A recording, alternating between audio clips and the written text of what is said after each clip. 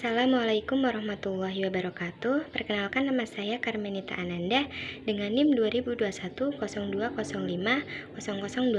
dari Prodi Sarjana Fisioterapi semester 2. Di sini saya akan menjelaskan mengenai fisiologi dari sistem endokrin. Sistem endokrin adalah sistem yang terdiri dari kelenjar non-duktus yang sangat berintegrasi dan tersebar luas dengan tujuan untuk mempertahankan keseimbangan di dalam tubuh. Sedangkan hormon adalah pembawa pesan melalui aliran darah ke berbagai sel dan menerjemahkan pesan sebagai tindakan. Lalu ada mekanisme kerja hormon yang dapat merubah permeabilitas membran plasma atau potensial membran atau keduanya melalui pembukaan penutupan kanal ion. Lalu yang B ada menstimulasi sintesis enzim atau protein lainnya dalam sel. Dan yang C ada mengaktifkan atau menonaktifkan enzim. D menginduksi aktivitas sekresi. Dan yang terakhir ada menstimulasi mitosis. Lalu, kelenjar dalam sistem endokrin serta fungsinya. Yang pertama ada kelenjar pineal, yaitu mengatur circadian ritmas atau mempengaruhi tingkat metabolisme, fase endokrin, aktivitas digestif, siklus bangun tidur, dan lain sebagainya. Dan yang kedua ada kelenjar hipofisis, sebagai pusat pengendalian dan pengaturan kegiatan lainnya. Dan yang ketiga ada kelenjar paratoid, yaitu mendorong absorpsi kalsium atau Ca2+ pada usus, lalu mendorong ekskresi fosfat melalui urin dan berperan dalam proses penulangan osifikasi. Lalu yang keempat ada kelenjar timus, yaitu sebagai pemicu pembentukan sel limfosit T dalam tubuh. Sel limfosit T itu merupakan kelompok sel darah putih dalam tubuh. Dan yang yang kelima yaitu ada kelenjar pankreas, sebagai kelenjar pankreas dibagi menjadi dua, yaitu fungsi endokrin, yaitu menghasilkan beberapa hormon, dan fungsi eksokrin, yaitu menghasilkan enzim pencernaan. Lalu ada kelenjar tiroid, yaitu untuk menghasilkan hormon dan untuk mengatur energi, suhu, perkembangan jaringan tubuh.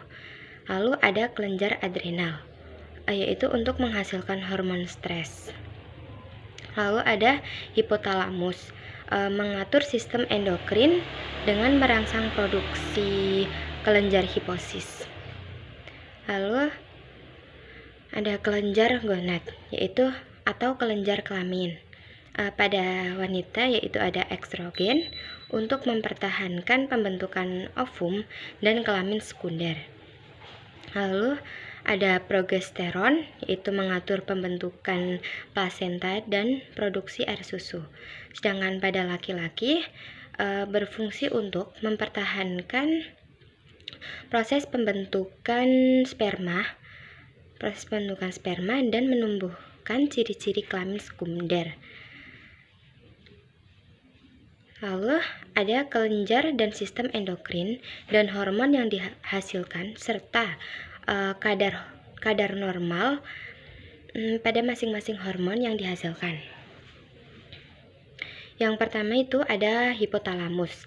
Hormon yang dihasilkan yaitu ada kortitropin releasing hormone, lalu ada gonadotropin releasing hormone, lalu tritropin releasing hormone, terus ada growth hormone releasing hormone, terus ada prolactin inhibitor faktor 2-50 mg atau kilogram.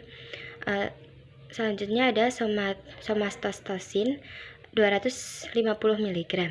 Dan yang kedua ada hipofisis. Hormon yang dihasilkan atau kadar normalnya ada tirotoid stimulating hormon atau tirotropin 0,3,5 ml. Terus yang kedua ada adrenokortikotropin hormon sampai kortitropin, yaitu 9 sampai 52 pikogram atau mililiter. Terus yang ketiga ada luteinizing hormon atau interstitial cell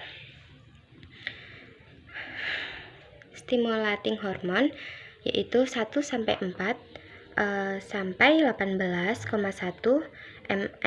ml.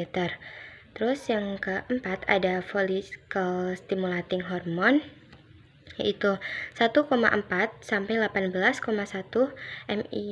mIU per mililiter, yaitu. Dan yang kelima ada growth hormone, kurang dari 10 nanogram per mililiter. Yang keenam ada prolactin melanotropin stimulating hormone, itu kurang dari 50 nanogram atau mili. Yang ketujuh ada antidiuretik hormon atau vasopressin, itu kurang dari 4,5 pikogram per mililiter. Lalu yang selanjutnya ada pineal. Pineal itu ada melatonin. Dan yang keempat ada tiroid itu ada tiroksin atau T4, yaitu 4,6 sampai 12 nanogram per desiliter. Terus yang kedua ada triodotironin atau T3, yaitu 80 sampai 180 pikogram per mililiter.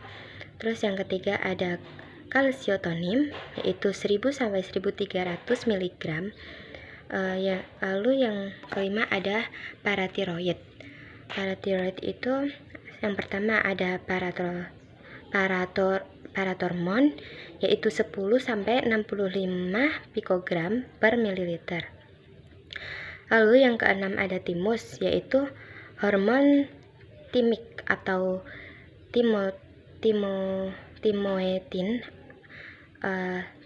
timosin.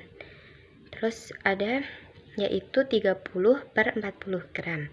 Dan yang ketujuh ada pankreas. Pankreas itu menghasilkan insulin, itu 90 mg per 100 ml.